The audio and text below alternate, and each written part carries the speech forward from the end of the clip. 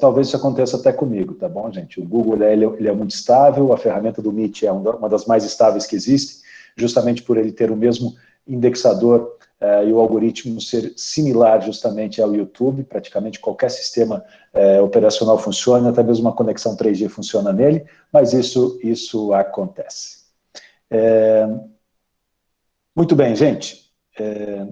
Hoje à noite nós teremos o prazer de ouvir o Dr. Cássio Colombo. Ele é magistrado, desembargador do Tribunal Regional do Trabalho da 9ª Região de Curitiba, integrante da 2ª turma e da seção especializada, também é professor universitário, é autor reconhecido internacionalmente de várias publicações e obras, inclusive já foi diretor da Escola Judicial. E nós estamos aqui na ESIC Internacional, essa escola de negócios internacional, com sede na Europa, atuação também e campos próprios nos Estados Unidos. Nós temos um birô de negócio em parceria com as 4 top universidades chinesas, de um birô de negócio universitário em Xangai, e, obviamente, também nós temos este campus aqui que fica em Curitiba, no Paraná. Curitiba foi eleita justamente pelo bom nome internacional que a cidade possui. E interessante também que essa unidade aqui ela é filantrópica. Então a gente convida todos vocês a conhecerem a ESIC Internacional. Na sequência, os nossos amigos integrantes do DAC, do Departamento de Atenção ao Aluno e ao Candidato, eles poderão ajudar vocês. Hoje nós teremos aí o prazer de ouvir e interagir, né, sobre um tema aí que é muito importante para todos nós. E que bom que vocês estão aqui exatamente nesse momento. E se algum amigo de vocês que é empresário, que é profissional de mercado, aproveita para mandar o link ainda para ele, porque realmente a temática que nós iremos discutir ela é muito importante. Porque aqui nós somos empresários, gestores, profissionais de mercado, né? E se antes nós já sabíamos que a legislação tinha uma importância muito grande no nosso dia a dia, agora, né, justamente com todos esses marcos legais e as distintas orientações, as determinações que foram publicadas agora durante esse processo de pandemia, essa importância ela aumentou ainda mais, né? E hoje nós teremos o prazer de ouvir o Dr. Cássio Colombo nos explicar isso de uma forma muito próxima, muito interessante, né? E nada melhor do que alguém justamente que toma decisões nas instâncias mais elevadas, e justamente que é um autor renomado justamente nessa área, para nos ajudar a discutir sobre esse tema, que às vezes para nós que não somos da área jurídica, ele é um tema bastante desafiador. E, ao mesmo tempo, nós temos pessoas aqui da área jurídica, e o nosso objetivo é trazer isso para o mundo dos negócios, para o mundo das empresas, para o mundo corporativo, né? Para o mundo onde, efetivamente, esse direito ele é aplicado, né? Então, e é muito importante nós termos essa discussão, porque há vários pontos que merecem atenção, né? Muitas coisas, elas merecem uma extrema atenção neste momento, justamente para não incorrer no erro. Só um detalhe muito importante, tá, gente? Por favor, os temas que nós iremos tratar aqui hoje, apenas sob a perspectiva acadêmica, não jurídica, ok? Nada aqui serve como orientação de sentença, nem qualquer outra coisa. A discussão, ela aqui acadêmica, uma discussão de ideias justamente sobre essa temática e, mais do que qualquer coisa, um serviço para a comunidade também, do ponto de vista de auxílio aos empresários, aos gestores, pontos de atenção para nos auxiliar nesse momento. Então, para começar, sem mais delongas, com vocês o Dr. Cássio. Dr. Cássio, antes de mais nada, né, ele nos fará uma explanação agora no começo. Todos vocês são convidados a clicar ali no canto superior direito, né, ali onde existe o chat, né, e já começarem a fazer as perguntas de vocês ao longo de toda a explanação do Dr. Cássio, e aí ao final nós faremos uma sessão de perguntas e respostas, ok? Justamente para não complicar muito essa questão de microfone e câmera, entre outras coisas, pode deixar a sua câmera aberta, não tem problema nenhum, até bom, né? Dá aquela sensação de plateia, mas a única coisa que a gente pede para todos vocês é que, por favor, fechem os microfones, justamente para que a voz de quem esteja transmitindo ela não se sobreponha a ninguém. O algoritmo do Google, ele procura dar destaque a quem está com o microfone aberto, então começa a complicar um pouquinho, talvez, a explanação do Dr. Cássio aqui na sequência. Então, por favor, já podem ir enfileirando todas as perguntas de vocês ali no chat ao longo da explanação do Dr. Cássio, e ele, na sequência, já está com a palavra. Dr. Cássio, só para começar, é verdade que existe uma relação aí entre Harley-Davidson e legislação trabalhista, Dr. Cássio? E a gente já começa com essa, chutando a bola, né, diretamente para o meio de campo, e a palavra é toda sua, doutor. Tá bom. Boa noite, professor Alexandre, boa noite a todos aí, as pessoas que estão participando, né, pelos dois meios em que está sendo transmitido. Estou vendo que tem já um número considerável de pessoas. Eu queria agradecer muito essa oportunidade, é um prazer eu estar falando vamos dizer assim, em tese, na minha casa, que eu tenho a honra de lecionar aí na ESIC, né, no MBA e no Master, e para mim é uma oportunidade bastante diferente, inclusive porque isso sai um pouco da aula jurídica. Eu sempre dei aula de direito em faculdade de direito, né, e a gente vive falar de direito, então, com pessoas que estão trabalhando com marketing, com negócios, com recursos humanos, é extremamente interessante, extremamente produtivo, até porque você ouve, né, aquela história de você ouvir o aluno. E, para mim, realmente é uma honra estar aqui. Bem, para nós falarmos esse assunto, realmente, professor, olha, eu vou lhe dizer que talvez eu seja muito apaixonado por Harley Davidson, então aí eu começo a fazer paralelos, né, da Harley com tudo, né? E então eu vou fazer uma breve apresentação de algumas ideias que eu alinhei, né, sobre esse tema, inclusive também falando um pouquinho de Harley Davidson, como eu disse, que para mim é extremamente legal e importante. E eu gostaria de começar, né, mostrando essa máquina maravilhosa, tá? Essa Harley 1940, tá? É uma Harley, ela tinha um motor flathead com 3 versões de motorização, 750, 1.200 centímetros cúbicos. E imagine, nessa época, nos anos 40, quero lembrar que é uma época de guerra, a Harley já produzia mais de 100 mil motos por ano.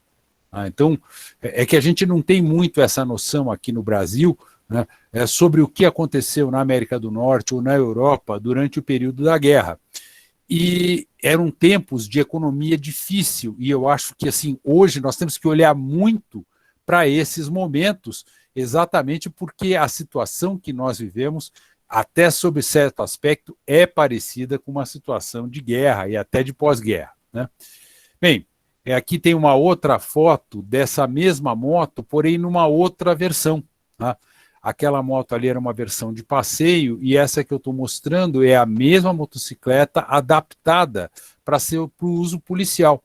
Então percebam que aí ela tem aí uma caixinha ali atrás para o rádio, ela já tem o segundo farol, ela tem sirene, tá? Ela é uma moto que ela foi adaptada, né, para funcionar também como moto de polícia.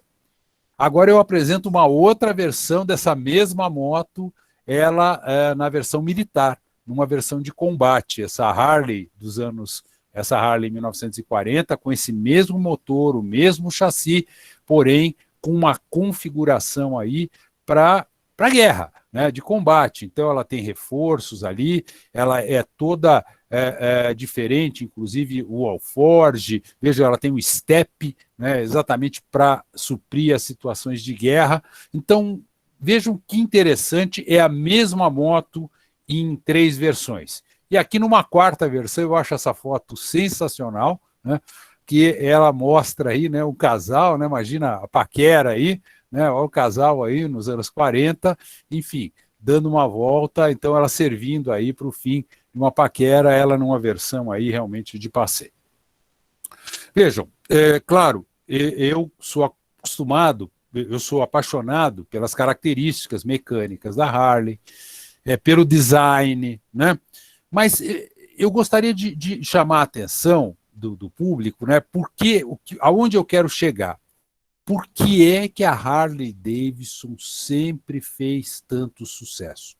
Olha, pode não parecer, mas na época, nos anos 40, nos Estados Unidos, havia diversas fábricas de motocicleta muito importantes. A gente aqui não conhece muito, mas tinha a Indian, talvez tenham ouvido falar. Excelsior era uma outra marca de motocicleta.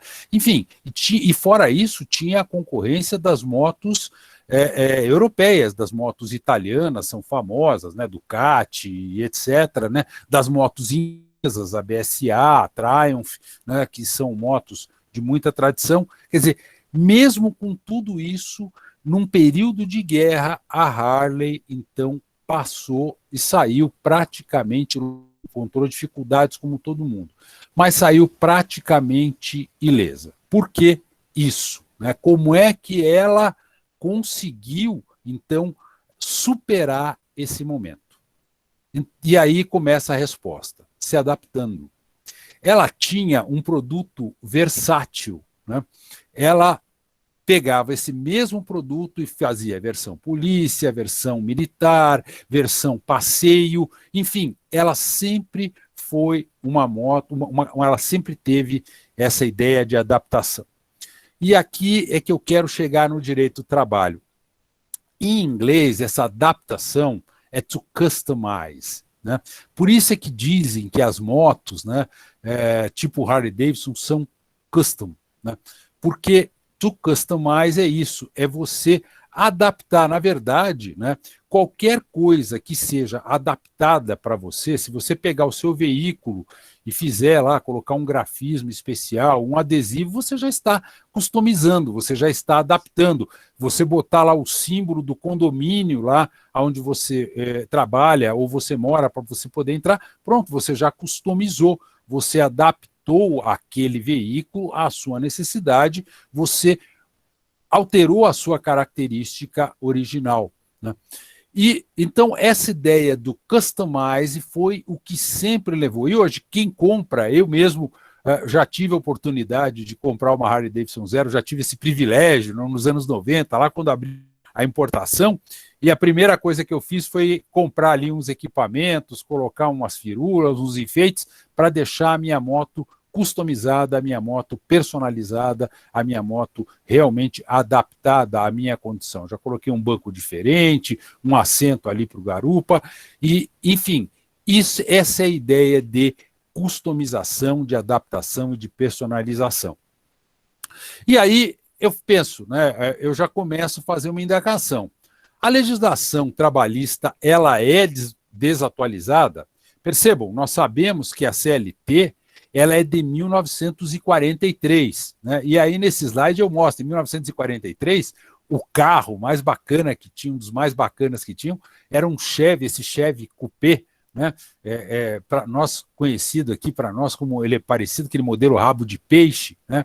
Aí nós temos também uma Harley Army, né? Percebam que o mundo era bastante diferente, era um período de guerra, e nesse período é que aparece a legislação trabalhista brasileira. Acontece o seguinte, apesar de parecer desatualizada, o fato é que a nossa legislação ela vem sofrendo uma série de modificações.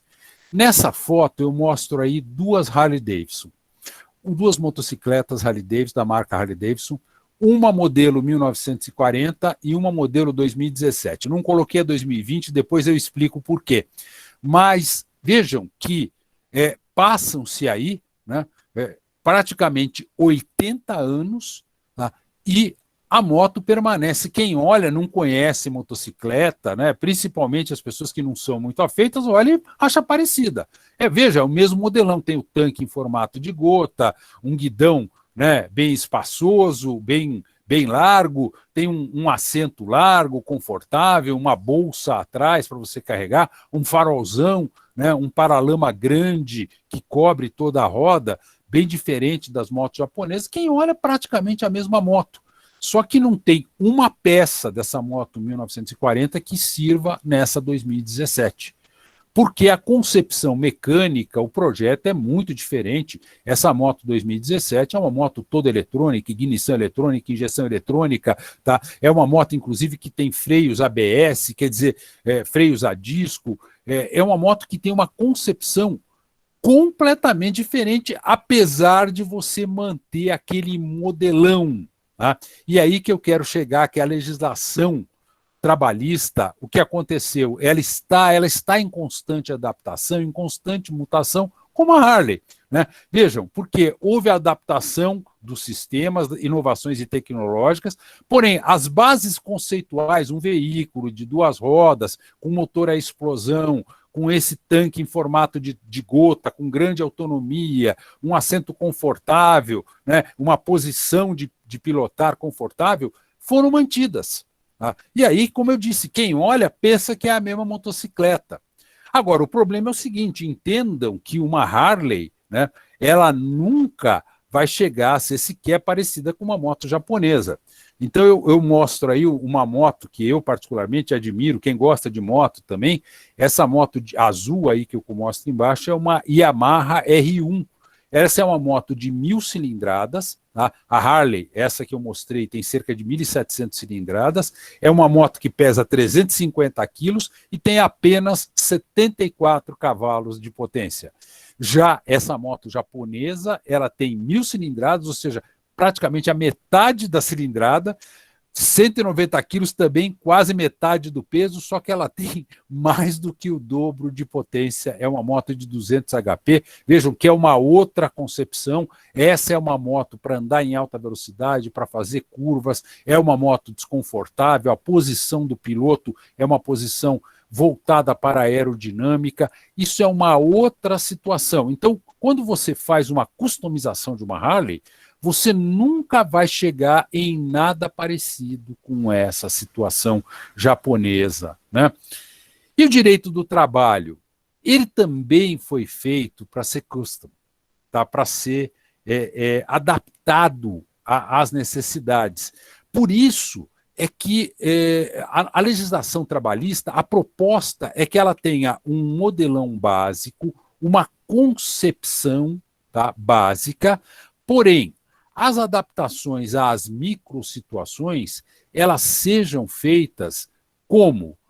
Mediante as convenções e os acordos coletivos de trabalho, ou seja, mediante esses acordos que são celebrados entre patrões, né, empresas, e sindicatos profissionais. Né? Essa é uma grande característica, né? Enquanto nas motocicletas nós temos o customizador, que é um mecânico, né? Eu estou mostrando aí o mecânico típico, aquele sujo de graxa, com fotografia, né, de modelos nas paredes, enfim, aquela oficina meio suja, etc. Né?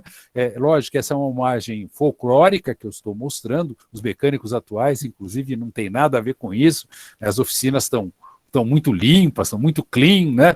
Enfim, você já não encontra mais essa figura. Mas veja, o sindicato, ele é o equivalente para a customização dos direitos trabalhistas, ele está para o direito do trabalho, assim como o mecânico customizador está para as motocicletas. E o direito do trabalho, ele tem uma característica, tá, que o pessoal fala, não, direito e economia, direito e trabalho não se encontram, e economia não se encontram. Não, gente, eu vejo de outro modo, tá? Na verdade, eu comparo esta relação entre direito, trabalho e economia a duas retas concorrentes, e não retas paralelas, que elas em algum momento elas se encontram. E qual é este momento? É o momento do mercado. Tá? Não estou aqui propondo, já estou alertando, veja, nada do que eu falo aqui antecipando uma decisão ou demonstrando uma tendência político-jurídica minha, né? Simplesmente, hoje, eu inclusive estou estudando bastante essa parte de direito e economia, estou muito voltado para a análise econômica do direito, tenho me especializado bastante nisso, e entendo que não é o mercado que deve dizer como são as relações trabalhistas, mas é claro que ele vai ter uma fortíssima influência e vai dizer, ele vai ditar muito os meios pelos quais o mercado é regido. Né? Vejam, então, os contratos coletivos de trabalho, ele tem uma diferença. Tinha um italiano, ele dizia, tem uma característica, né, que os contratos coletivos de trabalho, eles têm corpo de contrato, mas eles têm alma de lei. Qual que é a diferença? Quando você faz um contrato, né, por exemplo, eu chego para o professor Alexandre, professor Alexandre, o senhor quer comprar um bem meu, a minha motocicleta? Né? Ele fala, bom, quanto você quer? Eu falo, eu quero, sei lá, 1.000, né, 1.000 dinheiros aí na motocicleta. Ele fala, bom, não posso pagar, eu posso pagar 800, aí nós fazemos aquele acordo, bom, então vendido, você me dá os 800, eu te entrego o bem. Isso é um acordo individual que é feito, e nós ficamos o tempo inteiro fazendo, é um contrato de compra e venda perfeito, acabado, foi entregue, paga o preço, foi entregue o bem. Quer dizer, isso acontece o tempo inteiro na nossa vida. Nos contratos coletivos de trabalho, tem uma diferenciação muito grande, porque aí não são os próprios interessados que fazem isso, são os sindicatos, eles são representados. Então, vai uma pessoa em nome do trabalhador, lá o líder sindical, faz aquele acordo e aquele acordo obriga um monte de gente. Vai um representante dos patrões e aquele acordo obriga uma série de empresas. Tá? Então, é por isso que ele tem corpo de contrato e alma de lei. Então, quando o direito do trabalho foi concebido, ele foi concebido para ser customizado, para ser custom. E é nesse ponto que eu enxergo realmente ele muito parecido até com uma motocicleta Harley Davidson ou com alguma coisa, porque a ideia é essa. Não é que você tenha um produto final, feito, acabado, imodificável, né, imexível, como já disse aí um ministro nosso. Não. A ideia é que você tenha um produto sempre, o resultado dos seus esforços seja sempre adaptável. E é por isso que hoje se fala tanto em prevalência do negociado sobre o legislado. Porque as regras trabalhistas, como mencionou o professor Alexandre, que estão hoje, nós temos uma profusão, temos em grande número, né, o jeito delas serem... Veja, a lei não consegue acompanhar tudo o que está acontecendo e, às vezes, não consegue legislar. Dou um exemplo também, já puxando mais para frente, nós vamos falar melhor sobre isso. Vejam, a medida provisória 927 foi a primeira lei trabalhista pós-pandemia, né?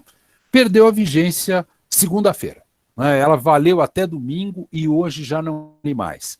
E o Congresso, então, não aprovou aquela medida provisória que tinha sido feita pelo Executivo, pelo presidente da República, que tinha sido proposta, esse projeto de lei que foi encaminhado, isso não foi aprovado. Né? Bom, e agora? Como é que ficam as relações de trabalho? Teve um monte de gente que se pautou naquele momento pela orientação contida naquela lei. Né? Então, como é que fica esta situação? Tá? Então, percebam que esse é o momento exatamente para que sejam negociados. O problema é que você tem dois tipos de negociação, a negociação individual e a coletiva. A questão da negociação individual, né, eu brinco que, por vezes, não é sempre assim, né, não é sempre essa a regra, mas ela é uma relação meio entre piu-piu e frajola, né? Porque, na maioria dos casos, principalmente quando você lida com mão de obra desqualificada, né, o trabalhador ele adere às condições que são propostas. Então, é aquela coisa, o frajola ele não negocia com o piu-piu. Se o piu-piu bobear, ele pega o piu-piu e faz o que quiser com o piu-piu. Então, esta é uma relação extremamente desequilibrada. Normalmente, esse equilíbrio ele melhora muito quando a negociação, quando os contratos são celebrados coletivamente. Então, é assim que se customiza o direito, que se adapta o direito do trabalho para as necessidades nas relações de trabalho. Percebam que isso diferencia o direito do trabalho dos demais ramos do direito. No direito civil, por exemplo, a regra geral é o do combinou, está combinado. Né? O acordo é lei entre as partes. Né? Há uns anos é que o direito civil vem admitindo uma revisão em face da imprevisão. Agora, o direito do trabalho sempre teve esta imprevisão. Por isso é que o direito às relações de trabalho, inclusive, tem um ramo próprio do Poder Judiciário, tem um estudo muito próprio, tem um tratamento extremamente próprio. E vejam, a gente tem que tomar muito cuidado, porque a gente pode fazer com a negociação coletiva um modelo como dessa moto, que eu ainda terei uma na minha vida, eu achei essa moto aí, essa é uma moto completamente customizada, né? Ela não é marca Harley Davidson, ela é uma marca norte-americana lá, é um grupo norte-americano que vai lá, pega lá uns motores, monta num chassis diferentes e faz motos como essa, ou vocês podem ver uma moto como essa, cor-de-rosa, que está aí no vídeo de vocês, né? À direita, né, do vídeo deve estar.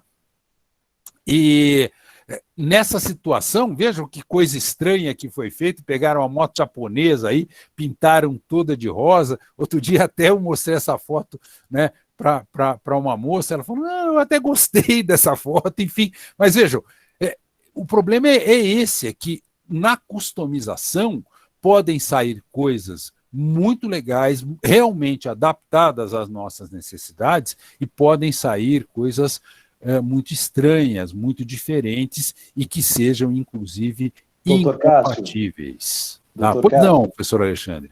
Me desculpe, que surgiram várias perguntas aqui logo na sequência acerca do seu slide anterior. A dúvida justamente o seu sonho de consumo é a moto da esquerda ou a da direita? As pessoas estão perguntando aqui, né? Sem nenhum tipo de preconceito nem nada disso. Acho que há um interesse muito grande justamente pelo seu gosto, as pessoas querem saber. Pois é, professor Alexandre. Não, olha, eu sinceramente, que pese, né, claro, toda a predileção que eu tenho aí pela variação de cores, eu dispenso o cor-de-rosa. Eu tenho que dizer que não é a minha cor predileta, professor. Eu prefiro a moto aí azul e cinza, né, que parece que tem um modelo mais atualizado, professor. Espero ter respondido aí, clareado a dúvida dos alunos. A dúvida das pessoas, né? Eu quase tomei a liberdade de dizer que o senhor não era muito afeito a suínos, né? E por isso aquela frente ali realmente não chamava tanta atenção, porque parece que tem quase que uma Peppa Pig aí, ou algo do gênero ali na parte da frente. Como eu já conheço que o senhor não é muito afeito a isso, quase que eu já respondi por conta, mas eu tive que fazer a intervenção. Desculpe, doutor, por favor, continue. Não, mas eu quero só também deixar registrado que eu tenho um lado meu que é muito afeito aos suínos por causa do time do Palmeiras, que ainda continua, eu sou paulistano de origem, ainda continua sendo meu time do coração, professor. Né? E posso lhe dizer, né, que assim, a minha diferença é com os corintianos. Essa é com esse tipo de motocicleta cor-de-rosa e com os corintianos da minha vida. Né? Mas, enfim, esses são assuntos que realmente é melhor não polemizar, porque esses realmente causam polêmicas acirradíssimas, né? Questões relacionadas aí a gosto e a futebol. Mas, professor, eu não sei, veja, até agora pode ser que o público esteja estranhando, né, procurando aonde eu quero chegar com tudo isso, né? Como é que nós vamos fazer? E agora eu começo a fazer, então, professor, né, a ligação com o nosso tema final, que é as relações do direito do trabalho com a pandemia, com a Covid-19. Né? Eu estou vendo aqui, por exemplo, já tem perguntas com relação aos reflexos salariais. Né? Então, recentemente, agora, já colocando, antecipando um assunto que eu vou tratar um pouquinho mais adiante, né? O governo baixou uma portaria, né?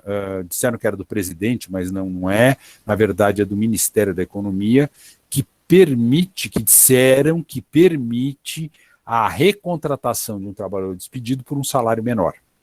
Então, essa foi a notícia que a imprensa publicou, e, na verdade, professor, não é nada disso. Tá? Então, eu gostaria só de contextualizar um pouquinho mais antes de eu chegar nessa minúcia, antes de eu responder essas questões mais pontuais com relação aos efeitos práticos. Veja, eu tenho que fazer um breve apanhado do que aconteceu até aqui, depois da Covid, com o direito do trabalho. Né? Por isso é que eu reitero que o direito do trabalho é custom.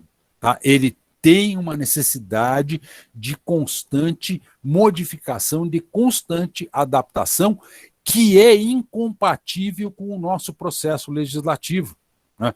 porque não tem como acompanhar aquilo que acontece no cotidiano empresarial, no cotidiano do negócio, né? Vejam, nós estamos vivendo hoje realidades, né, com plataformas digitais que são completamente diferentes e que têm situações que não estão previstas, que a legislação trabalhista não está preparada para enfrentar.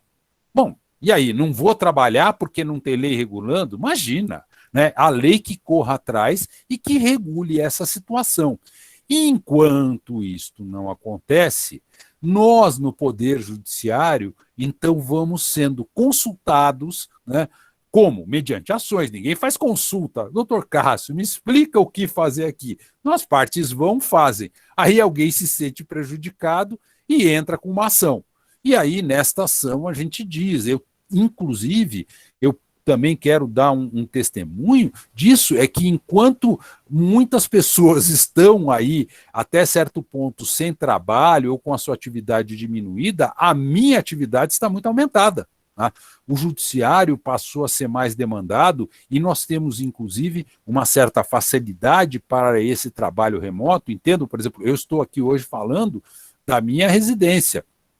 Eu tenho diversas telas de computador na minha frente, eu tenho aqui uma cadeira que eu comprei que é de gamer, tá? Porque eu passo muitas horas sentado na frente do computador, tenho uma internet rápida, quer dizer, eu já tinha uma infraestrutura muito adequada para o trabalho remoto, porque o meu trabalho é um trabalho de consulta, de estudo. Antigamente, o que eu via em livros, hoje eu vejo numa tela de computador.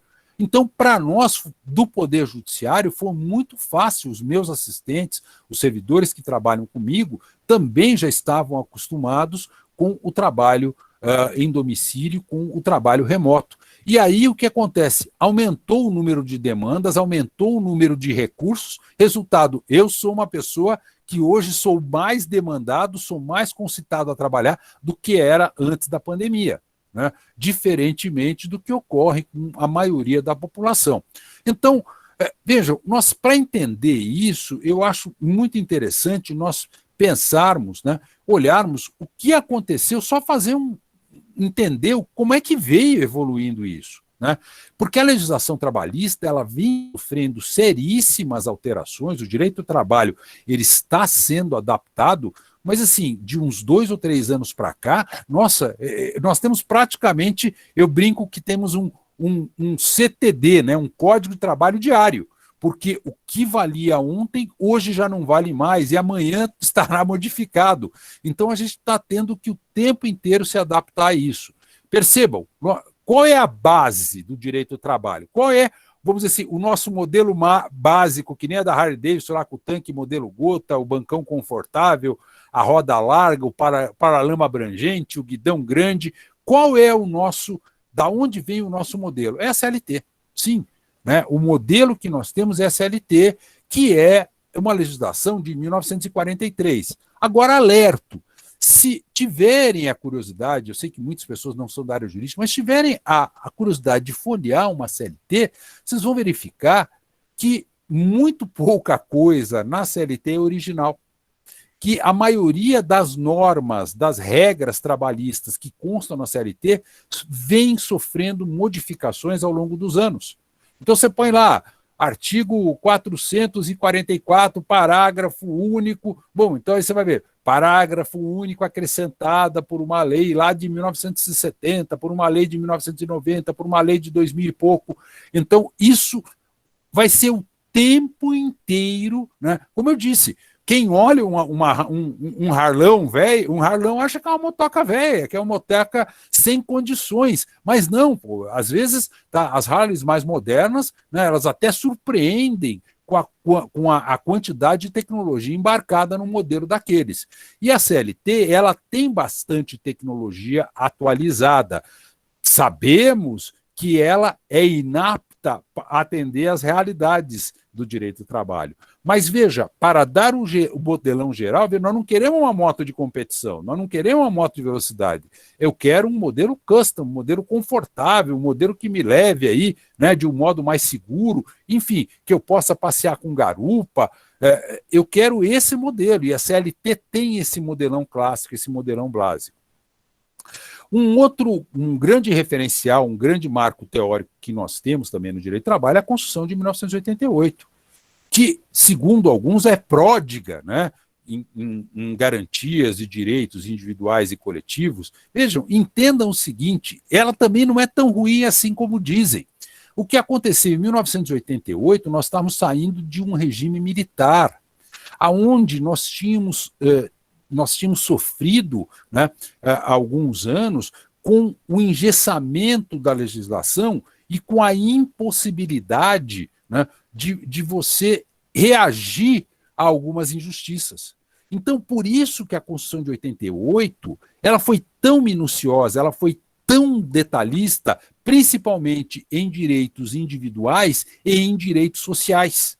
Por quê? De medo de que, olha, dizendo, essas aqui são cláusulas, as chamadas cláusulas pétreas, que nós não podemos modificar, tá? Que nós não podemos alterar, que não podem ser realmente modificadas. Então, a Constituição de 88 teve essa preocupação, por isso que ela colocou lá entre os direitos sociais, por exemplo, o aviso prévio, né?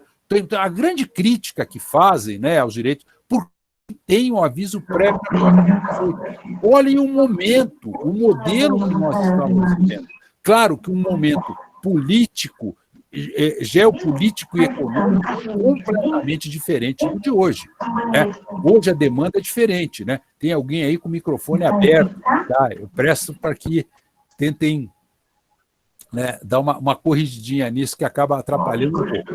Mas, enfim, vejam, esse modelo da CLT, ele vai fazendo, tá? Ele vai sendo aprimorado, né? Até dois grandes marcos, até 2017.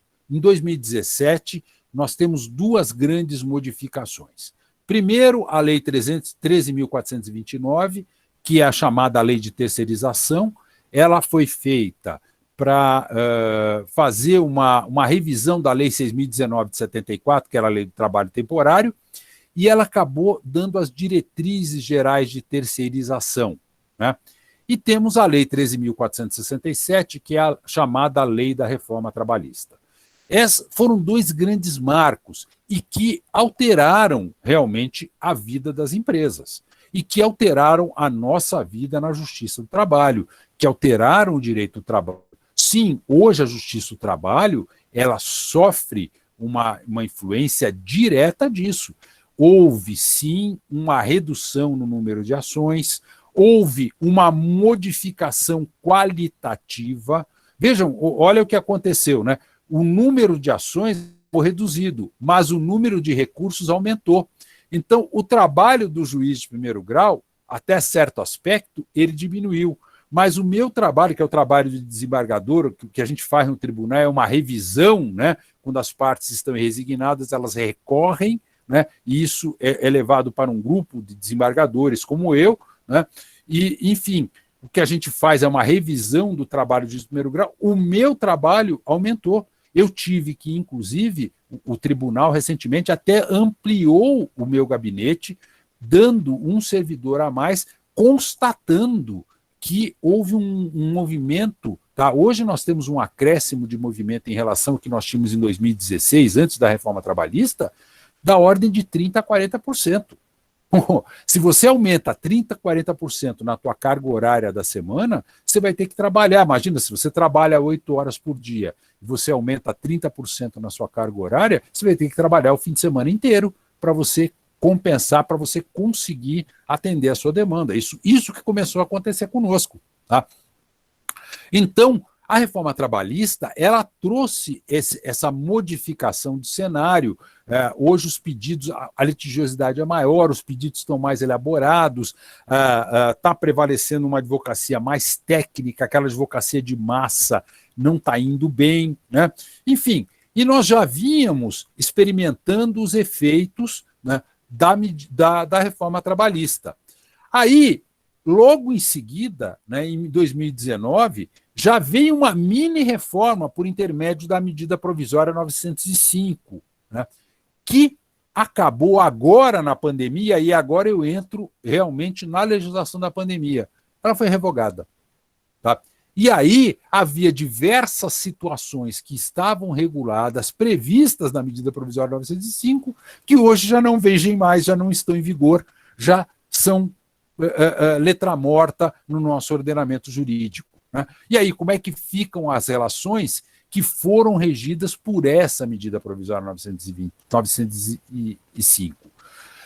Veja, o grande marco teórico para nós é o decreto legislativo número 6, de 20 de março de 2020. Vamos pensar um pouquinho no que estava acontecendo há 3 meses atrás. Tá? Eu, em fevereiro, sinceramente, nem pensava em pandemia, né? Tinha lido alguma coisa sobre uma epidemia que tinha lá na China, enfim, mas não imaginei que a minha vida fosse ser afetada como foi a partir de março.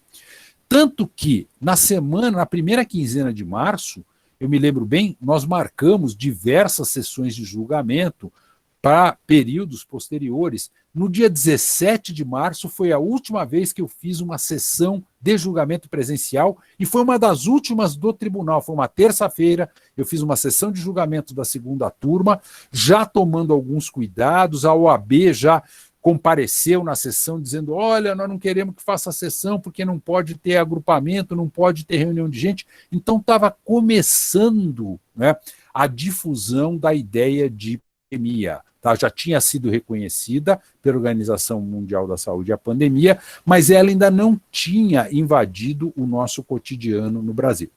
Em 20 de março, no dia 18, na quarta-feira, então, o presidente da República, o Poder Executivo, mandou, né, uma mensagem ao Congresso Nacional, e aí o Congresso, no dia 20, baixa um decreto legislativo reconhecendo estado de calamidade pública no Brasil, tá? E reconhecendo, decretando esse estado e reconhecendo os efeitos da pandemia. Quem lê aquela lei, quem olha, pensa, ah, não, isso só deu efeito, porque foi o que a imprensa noticiou, isso só deu efeito para o governo fazer mais gasto, para o governo fazer mais despesa. Isso só deu efeito para o governo não precisar cumprir as metas fiscais que foram propostas. Né? Isso só deu efeito na área econômica, mas não, ali naquele momento o efeito já passa a ser muito grande no direito do trabalho, mesmo sem regulamentação, porque não deu para esperar. Veja, logo a seguir, então, com a decretação do estado de calamidade pública, vem o isolamento social. E aí muitas pessoas ou passaram a trabalhar em casa remotamente, como foi o caso que aconteceu conosco no Poder Judiciário, ou outras pessoas ficaram, inclusive, sem atividade. Então, imagina lá uma pessoa que tinha um estabelecimento, tá, de comercial, um restaurante, teve que fechar suas portas, uma lanchonete teve que baixar, né, as suas portas. E o efeito disso nos contratos, nas relações de trabalho, né, foi um efeito... Veja, então, a partir do momento em que isso é decretado, né, um estado de calamidade pública, isso passa a surtir efeitos no contrato de trabalho. Em termos de direito, o que eu vejo, tá, isso o que eu estou falando ainda não é consenso entre os juristas, mas o que eu vejo a maioria dos juristas falar é o seguinte, que isso nos força a reconhecer um estado de força maior. A força maior no direito, tá, ela tem, eu gosto muito de mostrar, né, vejam essa ilustração na direita, né, em inglês, né, a força maior ela tem uma expressão que a define, que é touch of God, né, que é o toque de Deus, seria uma tradução. Não é porque isso tenha uma intervenção divina, não se reconhece a intervenção divina, mas sim é que o homem não tem como interferir, o ser humano não tem como interferir nesta situação, tá, da força maior. É aquele fato que, então, juridicamente, ele é imprevisível, ele é inevitável. Eu brinco que ele é a força maior é né? Ela é imprevisível e inevitável. Tá? Então, essa situação, para o direito, ela traz uma série de consequências, independentes, para todos os ramos do direito. No direito de família, no direito de sucessões, no direito comercial, no direito civil, em todas as relações. Porque qual é o efeito, primeiro, da força maior? Algumas obrigações não são exigíveis. Por exemplo, se eu tinha que entregar uma mercadoria amanhã, e aí ocorre uma enchente, uma inundação, algo completamente imprevisto, eu fico ainda obrigado a entregar essa mercadoria, mas não no prazo. Eu fico desobrigado com relação ao prazo. Tá? Isto também acontece no direito do trabalho. Tá? Então, essa situação, tá, da força maior, ela traz uma série de consequências jurídicas. Né? E aí o governo começou a, numa atividade legislativa, a tentar orientar, porque ficou todo mundo zonzo. E a primeira situação foi aquela proposta pela medida provisória 927, que eu, particularmente, inclusive, até lamentei a perda de eficácia dela, né, a caducidade, ela caducou domingo, né, a partir de segunda ela já não valeu mais, né, então o último dia de vigência dela foi domingo. Veja, a medida provisória, com todas as críticas que foram feitas, toda a discussão que ela foi levada, inclusive a discussão no Supremo Tribunal Federal, ela tinha uma orientação, no momento que estava todo mundo zonzo, que estava todo mundo perdido, ninguém sabia o que fazer, o governo mostrou, olha, vocês podem fazer diversas coisas, vocês podem fazer banco de horas, vocês podem adotar o trabalho remoto, vocês podem antecipar férias individuais, vocês podem antecipar férias coletivas já, independentemente de aviso prévio, independentemente de pagamento antecipado.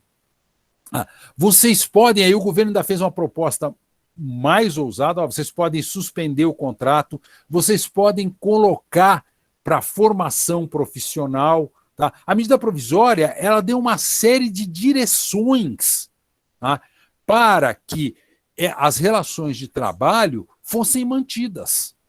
Tá? E isso foi realmente, a meu ver, muito interessante, porque ela trouxe uma luz no final do túnel. As críticas, as maiores críticas que foram feitas foram essa: a possibilidade de licença não remunerada, porque aí, né, veja, está todo mundo numa situação difícil. Aí o trabalhador, ele é posto, fica mantido com o vínculo e fica sem receber nada. Como é que ele faz para sobreviver durante 2, 3, 4 meses? Né? Normalmente, essa pessoa ela tem um orçamento apertado. Né? Mas então o contrato de aluguel dele não vai precisar ser pago. Sim, foi isso que aconteceu com os contratos de aluguel. Né? Normalmente, veja, não ficaram dispensados do pagamento, mas foi diferida a oportunidade de quitação da obrigação. Isso foi mandado mais para frente. Tá?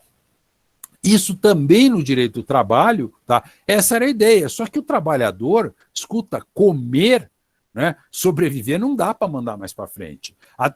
Principalmente nesse é um momento que eu tenho que manter meu plano de saúde, manter o pagamento de um plano de saúde e manter a alimentação, manter uma água, uma luz paga, isso é fundamental para o trabalhador. Né? Para qualquer ser humano continuar a sobreviver, isso é a condição mínima de sobrevivência. Então foi essa a crítica que foi feita, e aí o que aconteceu? No dia seguinte o governo foi lá e revogou, inclusive, esse artigo, era o artigo 18, que previa essa licença não remunerada. Não vale mais isso. Tá? E revogou isso. Logo a seguir, então ele voltou com a medida provisória 936, mas aí prevendo o seguinte: quando houver essa licença, ou quando houver redução salarial, então aí o trabalhador vai receber uma ajuda do governo. Então aí foi instituído o plano emergencial de manutenção do emprego e renda, eu chamo de PEMER, né? Foi estabelecido isso. Então o governo, porque até então também só tinham sido estabelecidas obrigações, deveres para os particulares. Então aí o governo vem, se obriga e fala, não, nós temos que ajudar. Eu não vou entrar no mérito se R$600 é pouco, se é muito, se conseguiram pagar todo mundo, se não conseguiram, se teve fraude. Eu não quero discutir isso, mas percebam que o governo, nesse ponto, ele não tinha outra atitude, e foi o que os governos de todo mundo fizeram, né? Todos os governos passaram a ajudar, a dar dinheiro para que os cidadãos continuassem se mantendo, continuassem sobrevivendo, e isso foi muito mais acentuado, nós vimos, em quem não estava abrangido pelo direito de trabalho, na mão de obra informal. Então percebam que aí a modificação fica um pouco mais ampla. Logo a seguir também veio uma outra medida provisória, 945, essa não nos afeta muito, que ela está muito relacionada ao trabalho avulso, que é o trabalho portuário, né? Eu nem vou me deter aqui nela, né? Aí o que aconteceu, né? Seguindo a ordem cronológica, agora em julho, né? Então a medida provisória 936 foi convertida em lei, na Lei 14.020. Antes disso, foi aprovada uma lei, a Lei 14.010, toda recortada, cheia de vetos, que falava do regime jurídico emergencial e transitório das relações jurídicas de direito privado. Por exemplo, nela foi vetada essa norma que tratava especificamente das locações durante o período de pandemia. Tá? O governo não quis meter a mão nessa cumbuca, vamos dizer assim, ele não quis meter a mão nesse vespeiro, falou, olha, não, eu veto isso, essa norma do Congresso Nacional, com poder de veto. Isso pode ser derrubado ainda mais adiante pelo Congresso Nacional. Mas é assim, é o cotidiano, nós temos que olhar o hoje, né? O que está acontecendo. Mas percebam que isso também traz consequências nas relações de trabalho. A própria Lei 14.010 também traz consequências nas relações de trabalho, porque ela traz consequências em todas as relações jurídicas do setor privado, né, de direito privado.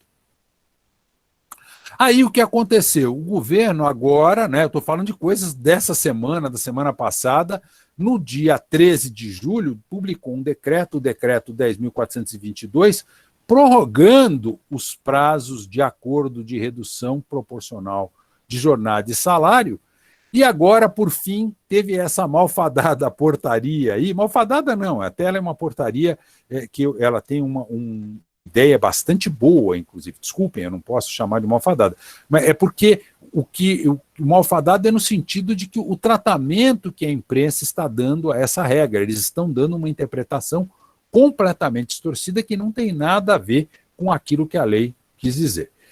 Bom, vamos resumir, vamos trocar isso em miúdos. O fato é o seguinte, gente, foi aquilo que o professor Alexandre falou logo no começo. Nós temos uma profusão de medidas. E agora está todo mundo confuso. O que vale, o que não vale. Como é que eu vou vivenciar a minha relação de trabalho amanhã? Porque a minha empresa está fechada há 2 a 3 meses, tá? Vai ficar fechada nos próximos 2 meses também, porque a gente sabe que antes de agosto ou setembro, né, está praticamente tudo prorrogado até essas datas, né? 16 de agosto tem sido colocado aí como uma data marco aí para isso. Bom, nós temos que reger isso até lá. E aí resta essa dúvida, o que é que está valendo, o que é que não está valendo e como fazer para fazer isso. Por isso é que eu digo o seguinte, eu não sei, professor Alexandre, está muito corrido, como é que está aí? O pessoal está podendo acompanhar, né? Está muito chato essa resenha legislativa, eu achei necessária, achei importante. Me conta aí, professor Alexandre, como é que está indo, o que o senhor está achando aí, professor? Na verdade, professor Cássio, está excelente, né? Tá excelente justamente por quê? Porque a gente sabe que essa temática ela é muito densa, ela precisa ser tratada com essa profundidade, né? Justamente porque um número grande de pessoas se sente perdido nesse exato momento. Vários empresários, vários gestores, né, eles sentem essa dificuldade. Se antes já existia essa carga, agora sim, com esse conjunto de determinações, né, abre, fecha, vai, não vai, pode, não pode, realmente é muito importante a gente tratar essa temática com essa profundidade. Surgiram duas questões pontuais aí que que eu enviei logo na sequência, e talvez seja importante a gente tratá-las. E entraram aqui também para mim, das pessoas que estão assistindo via YouTube, né, justamente um pedido de quais são os principais pontos de atenção, né, que os empresários hoje precisam ter em mente, né, dadas essas modificações, porque algumas pessoas se deixam levar pelo esquema interpretativo, se deixam levar pelo dito piloto automático, né? Então, um empresário hoje, se fosse escolher, não vou dizer os top 5, né? Mas exatamente quais são os 3 principais pontos hoje que mais jogam areia na engrenagem ou que às vezes mais geram confusão ou que podem causar um grande dano lá na frente se cuidados importantes não forem tomados agora, doutor Cássio? Pois não. Professor, eu já respondo dizendo o seguinte, tem que manter o modelão da Harley. Legal. Tá? Veja, tem que manter um esquema lá do tanque-gota, do banco confortável, do paralama envolvente, ele tem que manter esse esquema. E para manter esse esquema, ele tem que entender um pouquinho da concepção e da mecânica, tá, do direito do trabalho. Por que é que nós temos direito do trabalho? O direito do trabalho ele foi criado como um sistema de proteção social, né? Para quê? Para limitar o poder diretivo patronal e para tentar fazer uma melhoria na condição social do trabalhador. Tá? Entendam que as regras trabalhistas elas têm esta finalidade. Então eu não posso perder isso de vista. Eu tenho que manter uma condição social boa, uma condição social mínima, quer dizer, é aí que eu brinco do modelão da Harley, né? Por um outro lado, eu também tenho que manter a iniciativa privada, né, com liberdade, com autonomia de tocar o seu negócio. Vejam, as regras trabalhistas, pelo que eu interpreto, se você pegar todas as regras do artigo 7º da Constituição da República e as regras de direito do trabalho, né, vocês vão ver que elas sempre cuidam de 3 assuntos. Primeiro, proteção ao emprego. Segundo, proteção à saúde. E terceiro, proteção à segurança. O emprego é isso. Não é o meu posto de trabalho. Ele não protege exatamente isso. Ele protege, são as regras gerais de manutenção de empregabilidade para que a população tenha uma condição mínima social. A saúde. Tá? Quando eu falo em saúde, é o seguinte, as regras trabalhistas de proteção existem para que o trabalhador não adoeça, que a sua atividade não lhe seja nociva à saúde. E as regras de segurança são para que ele não morra, né? São para manter o trabalhador vivo, tá? Para que ele não pereça na sua atividade. Então percebam que a preocupação tem que ser essa sempre: emprego, saúde e segurança.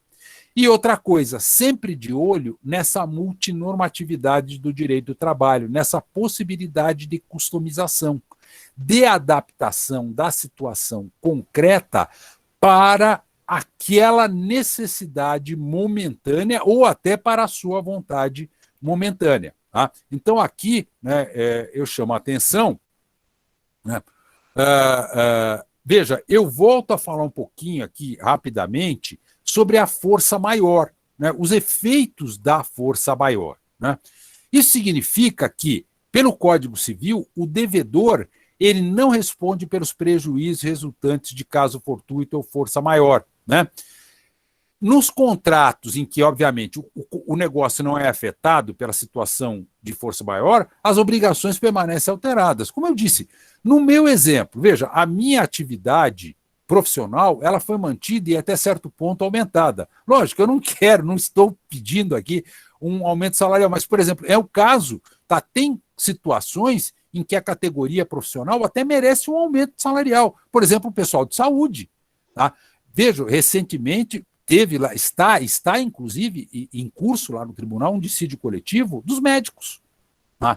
E me parece que é um momento em que eles podem e devem ter realmente uma revisão salarial, talvez não com um acréscimo salarial, mas com um aumento adicional de periculosidade, com a extensão de insalubridade, com a extensão do adicional de insalubridade. Percebam, é a customização a que me refiro, né? É a adaptação para aquela necessidade no momento.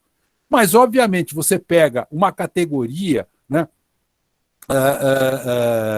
Outro dia, inclusive, eu tive a oportunidade de lidar com uma categoria em que a atividade empresarial está praticamente parada porque ela depende de um órgão público. Né? E é óbvio que esse não é um momento de essa categoria pleitear um aumento profissional, um aumento salarial. Pelo contrário, escuta, é um momento, e esse é um momento que exige parceria entre o trabalhador e o empregador. Escuta, o que eu posso fazer para você não fechar? Se precisar diminuir o salário por um tempo, eu estou uma atividade diminuída. Bom, é nesse sentido que a gente tem que customizar as relações. Né? Agora, se não chegam a um acordo, tem que trazer isso para o judiciário, porque nos contratos civis, hoje o juiz tem uma possibilidade de revisão geral. E me parece que essa possibilidade de revisão também está na Justiça do Trabalho. Tá? Normalmente, tá, o que se tem é que a força maior ela não deve acarretar a extinção do contrato, mas sim suspender provisoriamente isso, temporariamente isso. Né? Então, os contratos, se não houver extinção da empresa, o contrato deve permanecer, deve ser mantido íntegro. Ou então, negociadas condições especiais. E aí, entre elas, se inclui, sim, a redução de salário, se inclui, sim, uma licença não remunerada, mas desde que haja um auxílio do governo, porque eu não posso abandonar as pessoas à própria sorte. Eu não posso soltar o trabalhador ao léu. Tá? Essa é a ideia. Né? Então, a regra geral é de proteção e de continuação das relações jurídicas. Como fazer isso? O melhor jeito é chamando o customizador, é chamando o mecânico da customização, no nosso caso. Quem é o sindicato? Sindicato profissional. Então, esse é um momento de muito diálogo. Aí alguém vai falar, né, provavelmente já deve estar até escrevendo aí, mas peraí, em primeiro lugar, o sindicato não está atendendo, né, o sindicato não está funcionando. Segundo lugar, o sindicato, para fazer alguma coisa, ele precisa de Assembleia Geral.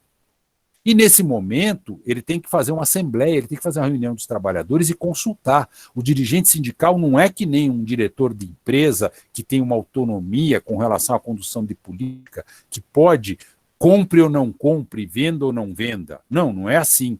O sindicato, para tomar, o sindicato que é realmente um sindicato forte, um sindicato legítimo, um sindicato atuante, que exerce uma advocacia, um sindicalismo responsável, ele tem que consultar as bases, a categoria. Né? Mas como é que faz? Porque você não consegue reunir hoje a turma numa assembleia. Bom, dá para fazer muita coisa virtualmente, mas o sindicato não está preparado, não está conseguindo. Nesses casos em que o sindicato não atende, a CLT tem uma resposta, lá no artigo 617, em que o empregador, então, ele notifica o sindicato para que o sindicato assuma a negociação, a federação, a confederação. Se não aparecer ninguém, ele vai e celebra com os trabalhadores, ele faz um acordo diretamente com um representante. E aí, esses trabalhadores elegem um representante. Agora, a ideia sempre é a negociação coletiva, porque individualmente, se for feita a negociação, vira uma relação de pipiu e frajola, a qual o trabalhador não tem oportunidade de resistir, e ele fica muito visado, parece que ele é o chato. Eu sei que muitas vezes, né, a gente verifica isso, eu tenho queixas comuns em processos em que o trabalhador fala, por que você não se queixou? Porque eu tinha medo de perder meu emprego, eu tinha medo de sofrer alguma espécie de retaliação, de sofrer alguma sanção. E sim, a gente sabe que isso é do ser humano. Eu podendo, eu me vingo de um corintiano. Mas não tenha dúvida, se o Palmeiras perder para o Corinthians, tá? Na primeira oportunidade que o Palmeiras virar, mas eu vou sair babando em cima de um corintiano. Mas eu vou, né? Já vou fazer isso com muito prazer, com muito gosto. Né? Aliás, para mim, existem dois tipos de pessoas. Existem nesse mundo os inteligentes e os corintianos. Isso é uma coisa assim, não que eu seja preconceituoso com relação ao corintiano, não é nada disso, como puderam perceber. Né? Mas o que a gente deve evitar é exatamente essa personalização. E como se consegue isso? Com os acordos e convenções coletivas. Então, vejam, quais são os limites que nós temos com relação a isso? Redução salarial, ela só pode ser obtida também com redução horária. Tá? Se o trabalhador está trabalhando do mesmo modo que ele trabalhava antes, não pode ser imposta a ele uma redução salarial. Ah, mas a empresa está ganhando menos, está tomando cano, está fazendo... Bom, então deve ser negociada uma condição especial, deve haver aquilo que nós chamamos em direito de diferimento, deve haver uma prorrogação do prazo, mas não a extinção da obrigação. Tá? Veja, a licença sem remuneração, ela só pode ser admitida enquanto durar o pagamento do auxílio emergencial. Então, o que o empregador deve ter em mente e o próprio empregado? Nós temos que dar um jeito de procurar evitar aquelas condições que aviltem o patamar civilizatório mínimo, ou seja, manter aquele modelão Harley. Né? Falando um pouco de casos práticos, como isso acontece? Eu estou com um caso em julgamento que eu vou comentar, não vou divulgar, obviamente, o número de processo, o nome das partes, mas a situação, por ser processual, ela é pública, né, e até certo ponto notória, né, em determinada região de Estado, aonde, veja, determinada categoria econômica celebrou com a categoria profissional um acordo coletivo de trabalho, ou seja, junto com o sindicato profissional. E estabeleceram a seguinte cláusula, tá? Eu transcrevo aqui a cláusula que foi negociada, do parcelamento das verbas rescisórias. Durante o estado de calamidade pública, reconhecido pelo decreto legislativo número 6 e tal, por isso que eu falei que o decreto legislativo é um marco tão importante para nós, né, o reconhecimento, né, do estado de calamidade, a empregadora está autorizada a pagar as verbas rescisórias acrescidas dos depósitos atrasados do Fundo de Garantia e multa rescisória de 40% em até 10 parcelas nos casos em que o pagamento for devido. Vamos pensar um pouquinho sobre esta cláusula. Aí o que aconteceu? Essa cláusula, isso foi colocado num instrumento, numa convenção coletiva, num acordo coletivo de trabalho. Tá? Aí o que aconteceu? O Ministério Público chegou isso a conhecimento imediatamente, exercendo o seu papel de fiscal da lei, o Ministério Público do Trabalho entra com uma ação de anulação de cláusula de convenção coletiva. É esse AACC, né, que eu menciono aí em cima. Para nós, essa sigla, a gente usa... isso aí é uma ACC. É uma ação de anulação de cláusula de convenção. Tá? Essa ação, curiosamente, ela é ajuizada direto no Tribunal Regional do Trabalho, porque ela envolve uma demanda coletiva. Então, essa ação já entrou, ela nem entrou na vara do trabalho, ela foi proposta perante, foi distribuída já no tribunal. E eu fui relator, fui nomeado relator desse processo, porque eu atuo na seção especializada, que é encarregado de discutir esse tipo de ação, que são as ações coletivas de trabalho, que já começam no tribunal. E eu entendi que não é possível isso. Veja, o trabalhador já está perdendo o emprego. Imagina o desespero dessa pessoa. Né? Perder o emprego, vai ficar desempregado. E ainda, o pouco que ele tem para receber, né? Como é que ele faria para se segurar? Recebendo a indenização do despedimento. Se essa indenização for ser diluída em 10 vezes, provavelmente eu estarei condenando esta pessoa a enfrentar uma situação muito difícil. É aí que eu me refiro ao trabalho indecente. Tá? Essa, na minha opinião, é uma proposta que eu entendi como indecente. Por isso, proferi uma decisão liminar suspendendo a validade dessa cláusula. E até que haja uma decisão definitiva ou que a minha decisão seja derrubada, tá? Não será aceito. Né? Veja, o que eu estou falando, então, que essa cláusula não pode ser feita ou pode ser feita, não, eu estou falando, eu estou mostrando apenas, estou trazendo um exemplo prático para ilustrar e para mostrar o tipo de discussões que estão se estabelecendo no Poder Judiciário. Eu não sei qual será o resultado final da demanda. Eu não sou dono do direito. Tá? Eu não sou professor de Deus. Tá? A minha visão foi essa. Eu imagino que alguém que esteja assistindo falando, não, desembargador Cássio, você não deveria ter dado essa liminar. Não, doutor Cássio, o senhor está errado nisso. Talvez você, no seu juízo de valores, tá, entenda que eu estou errado. Mas eu, particularmente, entendi. Veja, não tem uma lei que estabeleça propriamente um limite. O que ela coloca é que a lei, é que os acordos e as convenções coletivas devem respeitar patamares civilizatórios mínimos. E eu acho que uma pessoa que perde o emprego, tá, ser obrigada a receber a sua indenização de despedimento em 10 vezes, viola esse patamar civilizatório mínimo. Tá? Pode ser que você ache que não. Né? Enfim, como eu disse, isso ainda vai ser submetido. Uma característica do tribunal é essa, né? Nós trabalhamos em colegiado. Da nossa decisão no TRT vai caber ainda recurso para o TST. Talvez essa questão vá parar lá no Supremo Tribunal Federal. Por hora, o que nós temos é uma liminar, é uma situação muito provisória. Agora, eu não deixei acontecer nesse momento, tá? Porque me pareceu, e tudo isso que eu estou comentando, eu escrevi na minha decisão. Por isso que eu estou tendo a liberdade de comentar publicamente, porque essa é uma situação, como eu disse, pública, e eu estou divulgando apenas, estou comentando fundamentos que eu já escrevi, já divulguei numa ação. Né? E aí, veja, Doutor Cássio. E aí ela vai mais adiante ainda, que no caso de rescisão efetivada nos termos do artigo 486 da CLT, o parcelamento dessa cláusula não abrange as verbas indenizatórias que ficarão a cargo do governo responsável.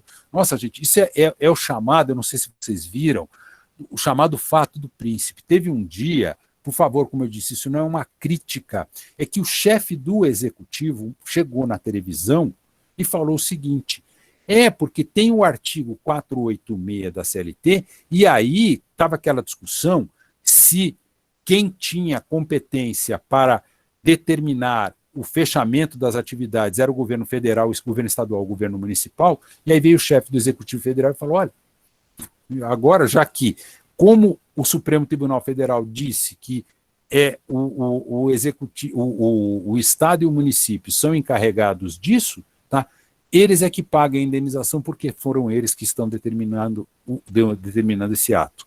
E realmente tem essa previsão na CLT, que quando o encerramento da atividade decorrer de uma imposição de uma autoridade pública, né, então o Estado, né, no caso, Estado que eu digo em sentido amplo, pode ser o município, o Estado ou a União, é que vai ficar responsabilizada pela indenização. Mas aqui, por isso é que eu estou tratando tanto desse assunto, isso não se aplica à força maior. Tá? É aí que nós temos que entender, tá, exatamente o contexto todo. É por isso que eu não posso simplesmente dizer sim, não é. Tá? Eu tenho que explicar. Eu entendo, por exemplo, esta é uma cláusula que me pareceu extremamente ilegal. Até porque, veja, o Estado, o município, a União, nenhum deles participou desse acordo. Então, é muito fácil, eu faço um acordo com você, professor Alexandre, e a gente manda a conta para a ESIC. O que você acha disso? Você compra a minha motocicleta e manda a conta para a ESIC. Melhor não, doutor Cássio. Melhor não. E, aliás, está aqui conosco o nosso diretor-geral também. Eu acho que ele não vai gostar da história. Mas, na verdade, o que essa cláusula propõe é uma situação parecida com essa. Por isso que eu também, numa análise jurisdicional dessa questão, falei, não pode fazer isso. Sim. Aliás, doutor Cássio, isso não vale nesse momento. Me permite?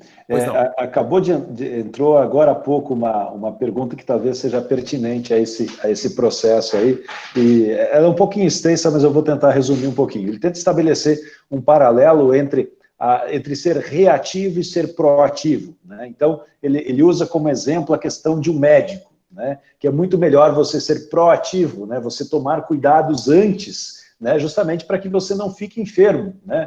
Porque no momento que você procura a medicina, justamente, às vezes, o remédio ele é mais amargo, né, do que se você tivesse tomado cuidados, né, antes desse processo. E levar uma causa trabalhista até o tribunal, né, ele faz esse paralelo, é como se você não tivesse tomado cuidados antes, em qualquer uma das partes, né, seja do lado patronal ou do lado de quem está sendo contratado. Né, ele faz esse paralelo justamente. E aí ele pergunta, né, justamente, né, primeiro, se pode fazer um paralelo como este, né, entre a medicina e o direito, ou uma causa nesse momento, né? A primeira pergunta é se pode fazer esse tipo de paralelo, e se pode, em que grau, em que percentual, né? Talvez não seja em 100%, e justamente que recomendações, né, o senhor, enquanto desembargador, faz, justamente para que ambas as partes não tenham que tomar um remédio mais amargo depois, logo na sequência. Ou seja, quais seriam as boas práticas recomendadas justamente antes para que problemas mais sérios não venham a acontecer, para que situações não virem crises? Perfeito, professor. Eu acho que assim, aí nós estamos chegando realmente, já nos encaminhando para o fim, né? Que eu estou vendo que nós estamos com mais de 1 hora de live aí. As pessoas devem estar bastante, vamos dizer assim, cheias, fartas, né? De tudo que eu estou colocando. É muita informação que nós estamos dando, eu sei, né? Mas para tentar resumir, para colocar assim, em termos coloquiais e tentar resumir, me parece hoje, sim, esse paralelo deve ser estabelecido, né? Devem ser tomadas medidas de precaução, isso é que nem uma doença, né? É muito melhor você prevenir do que remediar, né? Quer dizer, quando você vai para a justiça, você já está na fase do remediar. A doença já está, e normalmente os pacientes que estão na justiça, eu vou mais adiante nessa comparação, esses pacientes que chegam à justiça estão em estado terminal. E muitos deles não se salvam.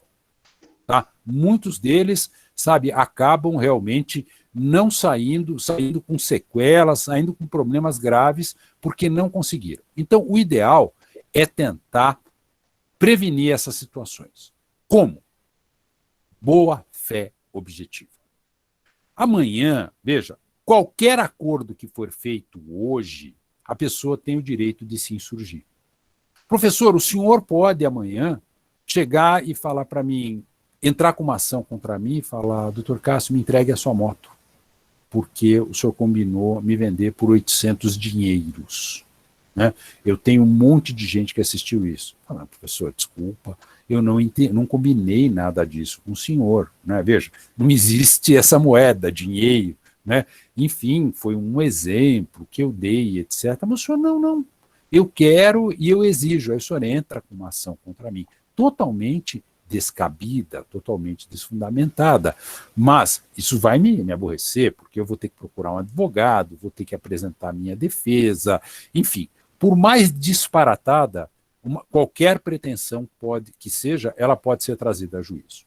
E nós recebemos, eu me lembro, casos assim, hilários. Uma vez eu tive a oportunidade quando eu era de primeiro grau, eu era juiz em Maringá, eu me lembro que aí o trabalhador entrou com uma ação que ele queria adicional de insalubridade porque ele trabalhava numa mesa branca.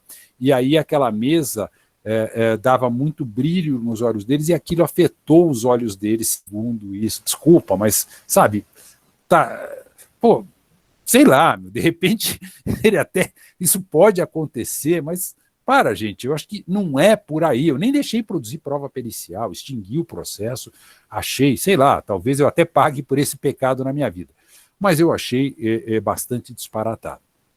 Então, como eu disse, qualquer situação, por mais que as partes tenham chegado a um acordo, ela pode ser trazida a juízo. A tua chance de defesa melhora muito quando o quê? Quando você agiu de boa fé e se muniu de provas. E aqui eu dou um exemplo que eu também tenho dado, né, para esclarecer. Imagina o seguinte, você está numa estrada, seguindo o seu caminho, dirigindo um veículo. E essa estrada tem lá uma pista que vai e outra pista que vem. E chega num determinado momento, você tem duas pontes. Uma que vai, né, e a outra que vem. E aí, na hora que você vai ali atravessar aquela ponte, você percebe que ela está quebrando, ou ela está inundada, enfim, ela está intransitável. Você percebe que ela está intransitável.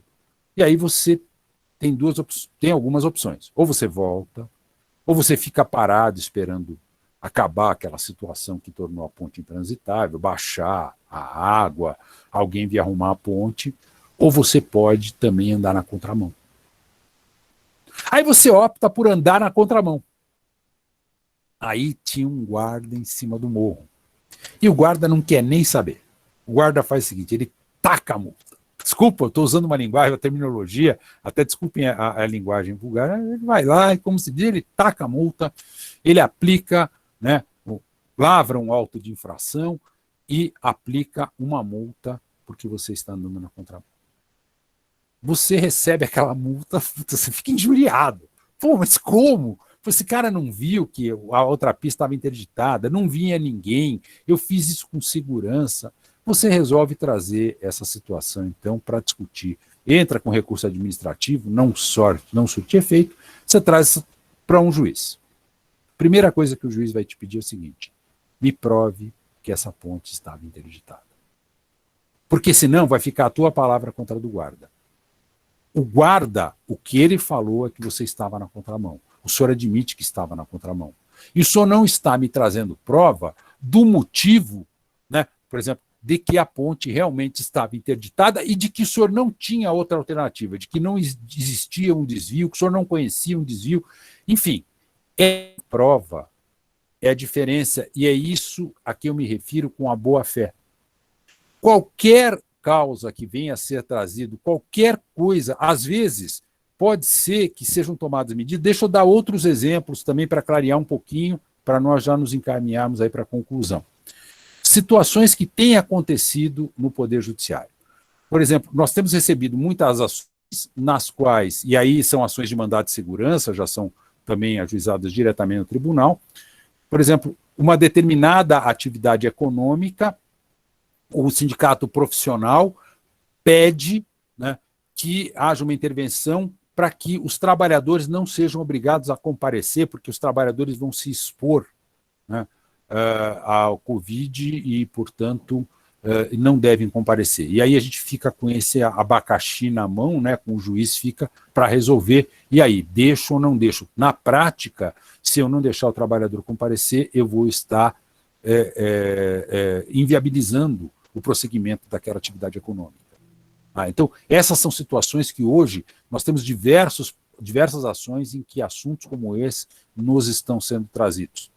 Tem outras situações também, que são bastante pontuais, em que, por exemplo, o trabalhador foi lá, ele e o empregador chegaram num acordo, fizeram uma composição para pagamento parcelado das parcelas, não das verbas rescisórias, enfim, porque isso está proibido, né, pela própria reforma trabalhista, mas eles fizeram um acordo lá para, enfim, para pagar 10 mil em 10 parcelas de 1.000.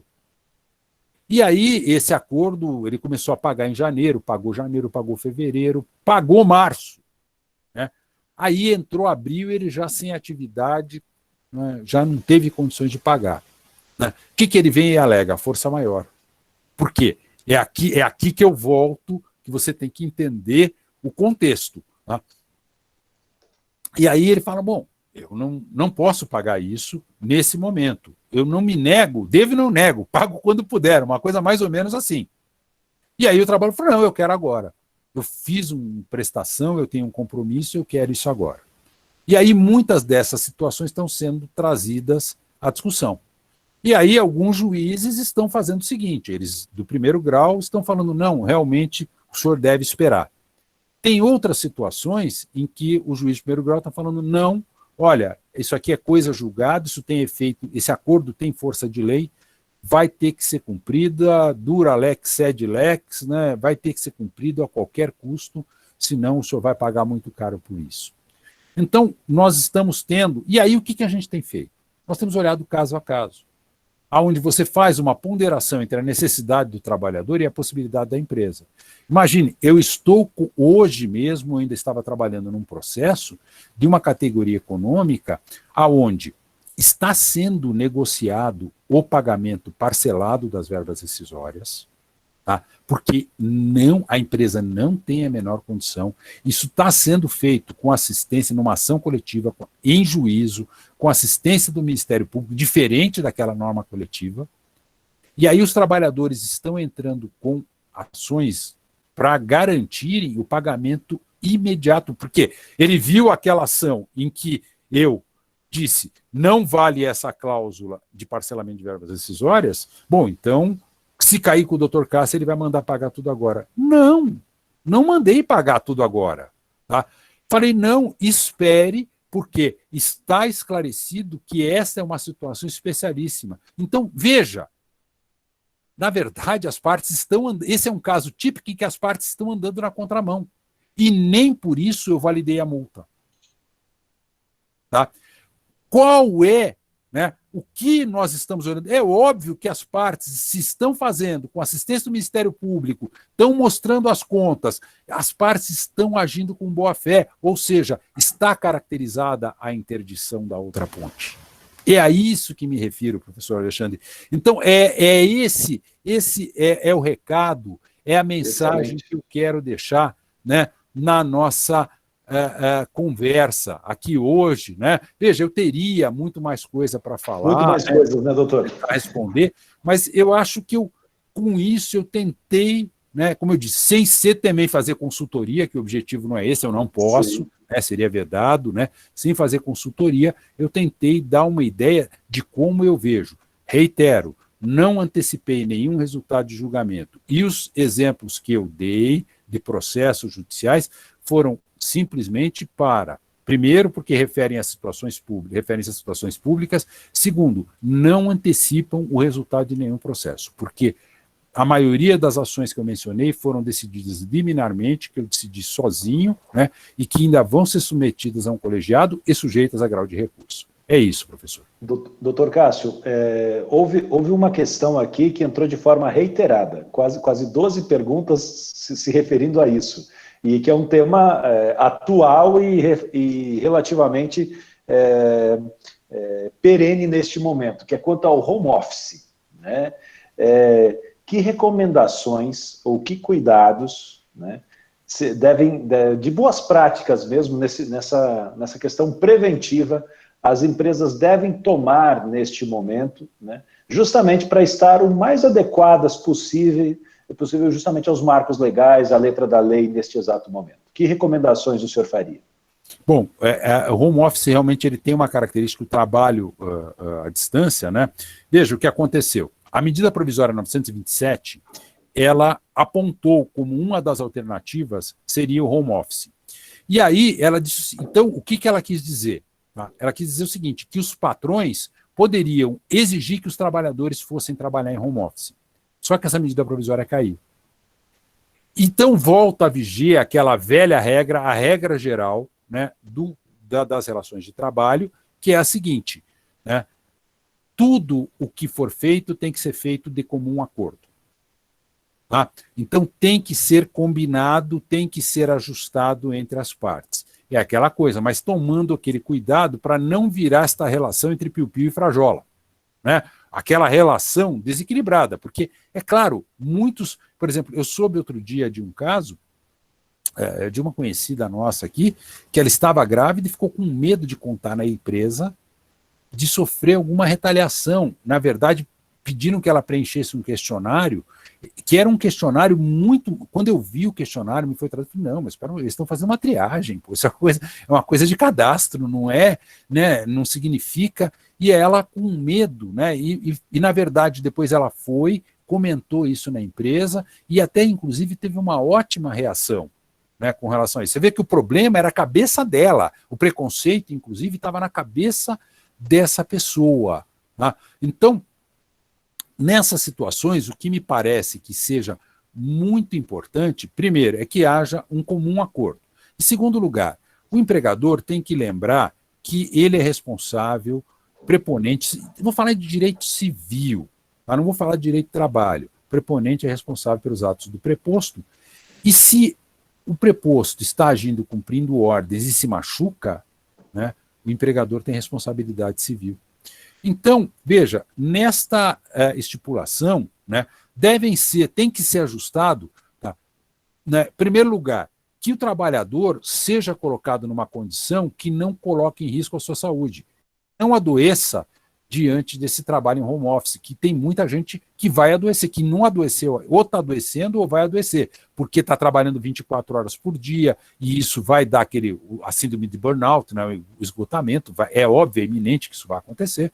Também vai ter gente que vai ficar com problemas, né, de LER, de lesão por esforço repetitivo, né, doenças ocupacionais relacionadas ao trabalho, que vai ter uma DORT dessas aí, né, enfim. E aí haverá responsabilidade civil objetiva do patrão. Agora, independentemente disso, né, me parece que o patrão tem também a questão da despesa. Né? Veja, como eu disse, eu já tinha uma estrutura montada, eu sou juiz, todo mundo sabe, eu tenho um bom salário, né, eu tenho uma situação diferenciada. Então, claro, eu tenho uma boa internet aqui na minha casa, pude montar um posto adequado, eu tenho um canto para eu trabalhar, tenho uma mesa, tenho um canto direcionado para isso, tenho meus livros aqui em casa, como podem ver, isso não é uma daquelas, não sei se você já viu, estou colocando, o pessoal está colocando atrás, até fake, né? Um cartaz, enfim. E então deve ser estipulado, sim, quem é que arca com essa despesa extraordinária, desse posto extraordinário de serviço que foi montado. Porque, por um outro lado, também, esse patrão está economizando lá a luz, da energia, no material de consumo, está na água, no papel higiênico, está economizando numa série até no cafezinho. Tá? Então, me parece que isso tudo tem que ser posto. E reitero, aqui o importante é a boa-fé objetiva. Isso tudo tem que ser combinado. O que não dá para aceitar é o patrão chegar e falar: olha, você vai para casa, vai trabalhar em home office, vai pagar tudo, vai se virar, e vai ser assim porque eu quero, porque quem manda pode, quem manda, quem tem juízo obedece, e assim por diante. Não, me parece que tudo isso tem que ser combinado. E de preferência, veja, o advogado nunca foi tão importante como nesse momento, com assistência jurídica, para que isso seja documentado, seja posto no papel, para que amanhã o quê? Você me prove que a ponte estava inundada. Doutor Cássio, o Reni Vargas está fazendo uma pergunta complementar aí, né? Nós tivemos várias contribuições. A Cida Villanova nos deu algumas contribuições justamente sobre quão controversa é a situação dos órgãos públicos, das recomendações, né, dos programas, laudos prevenção, laudos técnicos embasados, né? Ela justamente fala desse pecado que existe, né, entre não dar conhecimento de forma adequada por parte das autoridades públicas, né? Nós tivemos o Rodrigo trazendo também algumas questões importantes aqui para a gente, o Victor também, e temos Reni Vargas aqui dizendo para a gente: trabalho remoto, o trabalhador pode trabalhar no horário da empresa ou pode trabalhar à noite, de madrugada, ou seja, em horário diverso? O que é o mais adequado? Pois é, então veja, esse é uma característica. A reforma trabalhista, agora vamos esquecer um pouco pandemia. A reforma trabalhista, ela já tinha previsto isso, né? Ela já tinha previsto o teletrabalho, né? Isso foi, até então não havia nenhuma regra que regulamentasse isso, e que, em princípio, o teletrabalho não daria direito à remuneração por trabalho extraordinário, ou seja, o sujeito trabalhou a mais, não recebe hora extra. Essa seria, né? Mas essa interpretação, desculpa, ela não é bem verdadeira, né? Na verdade, o que a gente leva muito em conta quando a gente decide as ações judiciais, né, é se há ou não possibilidade de controle de horário pelo empregador. E nesse caso, é melhor que fique estipulado, na minha opinião, que é que nem a questão de caminhoneiro. Eu vi isso a minha vida inteira, né? As ações, eu sou juiz há praticamente 30 anos, tá? Vou fazer completo 29 anos de magistratura agora no final do ano.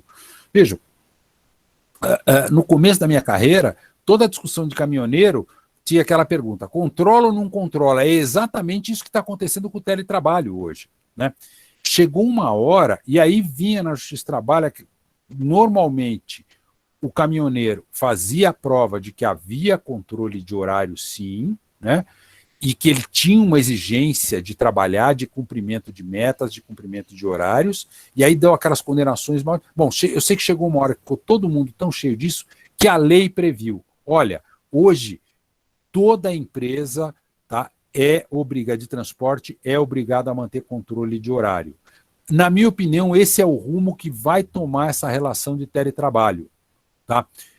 O que vai ser levado em consideração é isso, se o empregador tem ou não a possibilidade de monitorar, ou se ele coloca uma carga horária que seja inviável você fazer em 8 horas por dia, ou fica chamando esse trabalhador fora de horário. Isso tudo a gente leva em consideração quando julga essas causas. Perfeito, doutor Cássio. Mais uma vez, muito obrigado pelas contribuições. Aquela máxima que a gente fala, né, o nosso cérebro aprende enquanto que ele se diverte, né, e justamente quando o conteúdo ele é de qualidade, né, aí o cérebro com certeza se diverte.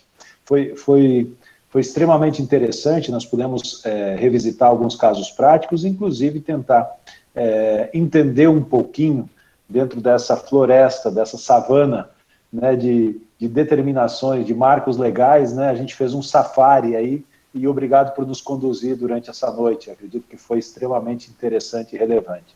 Várias perguntas entraram aqui também, de temas muito específicos, né? Depois, na sequência, algumas delas, infelizmente, a gente precisa recomendar que vocês consultem o jurídico de vocês, porque o doutor Cássio, justamente pelo momento dele, pelo cargo que ele possui, algumas coisas ele não pode responder aqui, porque justamente é uma questão de imparcialidade, né? Entre outras coisas mais. Percebo que ele tomou cuidado até mesmo sobre as palavras que ele proferiu, sobre os casos que ele está julgando, justamente ele fez referência a isso várias vezes. Mais uma vez, doutor Cássio, muito obrigado pelo seu tempo, pela sua disponibilidade. A gente sabe que a sua carga horária, a sua carga de trabalho, ela vai muito na nossa linha aqui também. Nesse momento de pandemia aqui na ESIC Internacional, nós não estamos trabalhando menos, muito pelo contrário, né? A gente starta aqui 7 horas da manhã com o colégio e vai agora até às 23 horas, quando fecha a pós-graduação, né? Graças a Deus temos uma equipe muito boa, a gente divide muito bem os horários, as coisas seguem na frente, mas a gente entende quando você fala que está trabalhando muito mais. Até porque também muitas das empresas estão com algumas dificuldades de se localizar dentro desse novo ambiente. E algumas, inclusive, continuam acreditando que aquele marco, que aquela recomendação, né, não sei se o jargão correto, que é uma recomendação técnica ou etc., que estava em vigor, já caiu. Algumas acreditam que ainda está em vigor. Agradecemos muito a sua ressalva, doutor Cássio. E muito obrigado mais uma vez. O microfone fica aberto aí para suas considerações finais, e aí nós fechamos a noite. Tá bom, professor, eu não sou muito de ficar rasgando cedo, tá? Mas eu quero agradecer profundamente à ESIC, né? Eu tenho muito orgulho de poder integrar o seleto time de professores desta casa. Quero agradecer a oportunidade que me foi dada, né? Realmente a ESIC é, para mim, uma instituição extremamente importante, haja vista, inclusive, o alcance internacional, né, da instituição. Me parece que como escola de negócios, é uma grande referência no Paraná, por isso, inclusive, é que eu tenho realmente, faço gosto, né, eu tenho muita até prioridade, né, em atender as demandas da ESIC com relação às atividades letivas, e dizer para as pessoas, tá, também, né, deixar alguns recados, né. Primeiro, eu peço desculpas por alguma brincadeira que eu fiz, exceto com os corintianos, porque para os corintianos foi para sacanear mesmo. Tá? Isso eu não tenho, né? Enfim, isso eu nem né? Agora, também, realmente, reiterar que muito do que eu disse são opiniões, apesar de com embasamento técnico, científico, eu não fiz nada do meu coração, né? Tudo procurei fazer técnico, científico, né? Elas não constituem qualquer antecipação de julgamento ou uma assessoria, uma consultoria, né? Não tenho essa pretensão, por favor, né? Disso, realmente, esse é um momento em que o advogado, ele assume um especial relevo, uma especial importância. O direito do trabalho, a advocacia trabalhista estava meio desacreditada, mas agora ela ressurge com muita importância.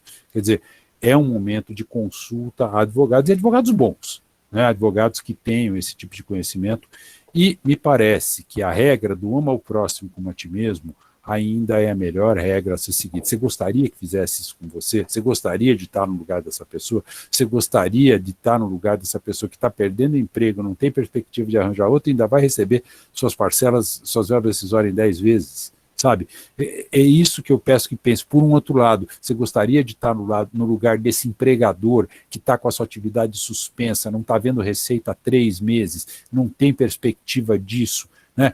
Quer dizer, e aí o empregado ainda vir fazer algum tipo de exigência. Gente, é um momento de parceria, né? Eu vejo aí que hoje usa esse termo para falar, não, o colaborador, mas não, que colaborador? Desculpa, é empregado e empregador. E esse é um momento de parceria, tá? É de parceria nas relações de trabalho.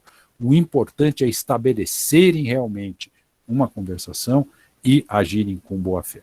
É isso. Então eu agradeço mais uma vez, agradeço as pessoas, a plateia aí, né, diversas pessoas, nomes conhecidos, amigos aí, que eu sei que prestigiam muito mais até pela, né, pela amizade que nós temos, nem tanto pelo conhecimento, mas eu agradeço bastante, professor. E fico à disposição, né, da ESIC para outras atividades, enfim, estou à disposição aí.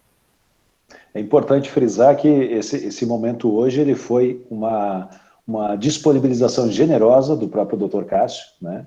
Ele que ergueu a mão e disse assim, olha, é uma temática importante, se houver esse desejo, por favor, eu me coloco à disposição. Como a ESIC Internacional, ela sim, ela tem o escopo de ser uma escola de negócio de ponta, mas também, por outro lado, ela tem esse escopo de ser filantrópica e prestar serviço à comunidade. E a gente sabe justamente do serviço que né, entender justamente esses aspectos trabalhistas para o empresariado ou justamente para quem justamente está do outro lado, né, do empregador ou do empregado. Apenas registrar aqui que nós tivemos também presença hoje de parceiros nossos de Madrid, do Peru também, que são universidades parceiras nossas que estiveram aqui conosco, nos prestigiando no dia de hoje.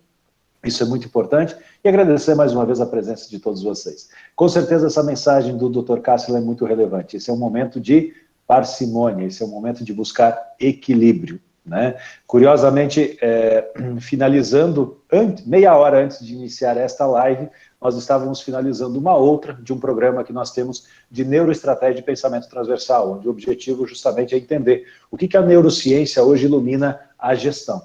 E conversando lá um pouco justamente sobre esse momento de pandemia, as questões químicas que envolvem o nosso cérebro, como isso afeta também o nosso humor e a nossa forma de agir sobre a nossa realidade e as decisões que nós tomamos, né? Então esse é o momento onde uma baixa de vitamina D muda o nosso humor. Esse é o momento onde esse momento de tensão, de maior reclusão, muda justamente a forma como a gente olha as coisas. Então, mais uma vez, né, busquem a parcimônia. Claro que é muito difícil falar isso no momento em que você tem boletos vencendo, onde você tem credores batendo a porta, onde você tem uma série de necessidades surgindo e onde você olha no curto prazo, você vê um horizonte extremamente desafiador e talvez até mesmo no médio prazo, né? Mas justamente, busque soluções, né? Busque soluções. Olhe para frente, tente identificar entre todas as possibilidades aquelas que têm maior possibilidade de ocorrência